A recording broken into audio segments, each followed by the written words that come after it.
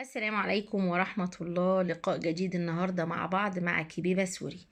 عندي 150 جرام لحمة مفرومة، بصلة صغيرة، 300 جرام برغل ياريت يكون ناعم، نص معلقة صغيرة ملح وفلفل وبابريكا وبردقوش وقرفة.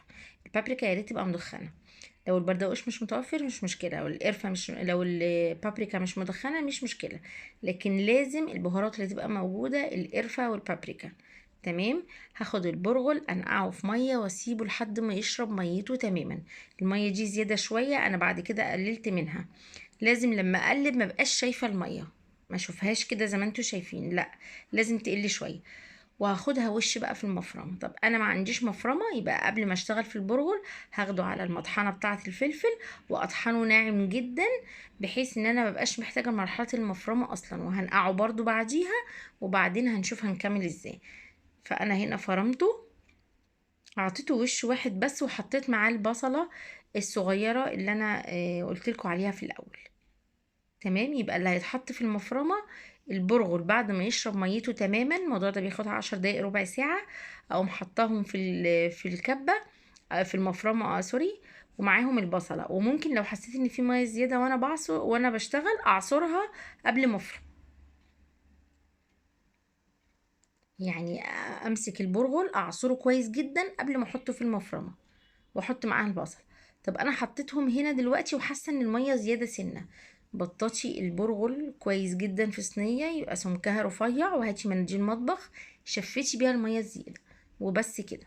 هحط بقى اللحمه المفرومه زي ما انتوا شايفين، والبهارات: بابريكا، بردقوش، قرفه، ملح وفلفل، واخلطهم كويس جدا. هقعد اعجن فيهم مش اقل من 3 4 ل5 دقايق، كأني بعجن عجين. تمام. اهو عجن كويس قوي وكتير، لحد ما احسش ان في فرق ما بين البرغل واللحمه. انا شايفه عجين قدامي ومش مميزه ايه ده. خلاص، ما ينفعش بقى اشتغل فيها على طول، لازم اسيب الجلوتين اللي في اللحمه يشتغل شويه ويندمجوا المكونات مع بعض كويس. فهركن الخليط اللي انا عملته بتاع الكبيبه ده على جنب على ما اعصج اللحمه. هاجي على النار، هحط اللحمه الاول بدون اي ماده دهنيه خالص، علشان انا عايزه العصاج ما يبقاش فيه ميه خالص خالص. فما ينفعش احط البصل اشوحه الاول وبعدين اللحمه. ومش هستخدم اي ماده دهنيه، لا سمنه ولا زيت ولا اي حاجه.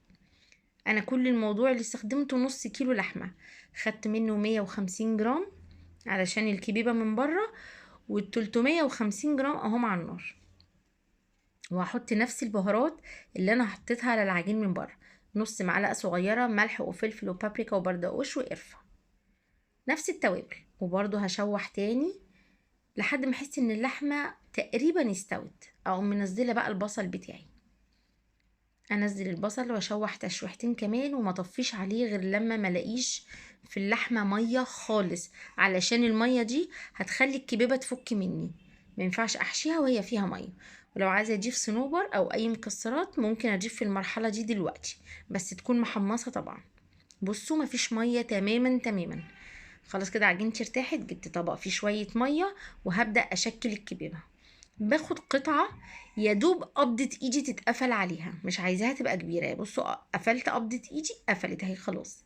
ده حجمها، الحجم ده هتتاكل على قطمتين هتبقى حلوة جدا. افرغها من جوه زي ما انتوا شايفين.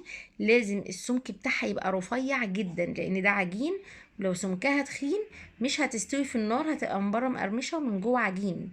بصوا رقيقة ازاي، لازم تبقى رقيقة جدا، والحشو كله من جوه لحمة مفرومة. اهو احط معلقتين تقريبا او زي ما تاخد معاكي،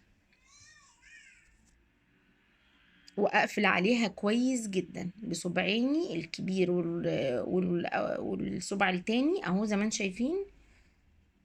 اضغط عشان اعمل بقى شكل الكبيبة المتعارف عليه. بصوا بكورها ازاي، واجي من عند فوق وتحت اضغط ضغطة رفيعة لحد ما تتشكل كبيبة المعروفة. هوريك واحدة كمان تاني بالراحة. من اول الحجم لازم اقفل عليها، قبضة ايدي تقفل عليها كويس. خلاص هشكلها في ايدي برضو كأني بعمل كحك. افضل الينها بايدي من الشمال لليمين كده مرتين تلاتة، وبعدين ابدأ افتحها من جوه. ولازم الجدار بتاعها يبقى رقيق جدا، ومن تحت كمان القاعدة بتاعتها تبقى رفيعة. ويبقى كل الكبيبة عبارة عن اللحمة المفرومة اللي بتتحط من جوه. الغلاف بتاعها رقيق جدا. خلاص مليتها كويس قوي، اقفل عليها زي ما انتوا شايفين اهو، وابدا يعني ايدي اللي من تحت بتلف الكبيبه، وايدي اللي من فوق بتضغط عليها عشان تكون الكبيبه دي. طب الميه اللي انا حطاها دي لازمتها ايه؟ لو حسيت ان في جزء اتفتح من الجنب اهو، بصوا شايفين في فتحه صغيره، ببل صباعي بالميه امشي على الفتحه هتتقفل، عشان الفتحه دي برضو هتخلي الكبيبه تفتح في النار. اتاكد ان هي من كل الجوانب مقفوله، الميه بس زي ما قلت لكم، او لو حسيت ان الخليط ماسك في ايدي شويه. ادي الكبيبه لما خلصتها عملت 30 حبايه. اخزنها في الفريزر على الوضع اللي هي فيه ده عشان ما تمسكش في بعضها. لما تجمد خالص هعبيها في اكياس حسب الكميات اللي انا محتاجاها للاستخدام. وكده وصفتنا خلصت النهارده. لو عجبتكم وصفتي انا رندا ودي قناتي، ادعموني بلايك.